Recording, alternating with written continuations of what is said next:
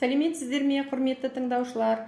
Мен Ақылбаева Гүлнар Исламқызы, Өзбекәлі Жәнібеков атындағы Оңтүстік Қазақстан педагогикалық университетінің аға оқытушысы, филология ғылымдарының кандидаты.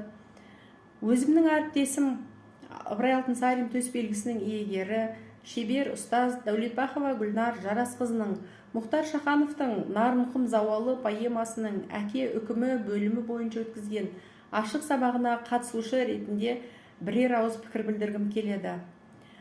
Өзінің шеберлігі мен шәкірт жүрегіне жол таба білген Гүлнар Жарасқызының бұл сабағы тек әдеби туындыны талдау ғана емес, рухани тәрбие мен адамгершілік құндылықтарды ұштастыра білген ерекше әдістемелік үлгі болды. Мұхтар Шахановтың әке үкімі бөліміндегі оқиғалар желісін тереңнен зерделеп, сол арқылы адалдық, ар намыс, әділдік секілді ата мен бала арасындағы рухани сабақтастық сынды маңызды мәселелерді ашып көрсетті.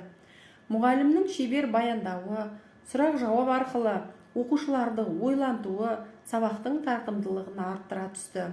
Сабақ барысында көркем шығармалардағы кейіпкерлердің мінез-құлқын, іс-әрекетін талдай отырып, олардың бойындағы адамгершілік, адалдық, әділдік секілді қасиеттерін оқушыларға терең түсіндіре білді.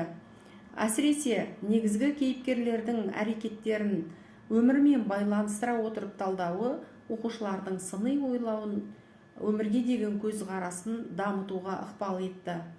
Сонымен қатар Гүлнар Жарасқызы оқушыларды тек тыңдаушы ғана емес, пікір айтушы, дәлелдеуші, бағалаушы деңгейіне көтере білді. Өзі де арасында поэмадан үзінділер оқи отырып, көркем шығарманың мазмұнына моральдық, психологиялық тұрғыдан келуі әдебиет пен өмір арасындағы байланысты нақты көрсетті.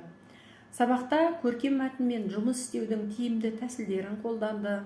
Диалог пен рефлексияға негізделген әдістер оқушыларды белсенді ете білді. Тұлғалық тәрбиені әдебиет арқылы жүзеге асырудың озық үлгісін көрсете алды. Мұндай жоғары деңгейдегі сабақ бүгінгі білім беру жүйесіне қажетті кәсіби ізденімпаз ұстаз еңбегінің нәтижесі.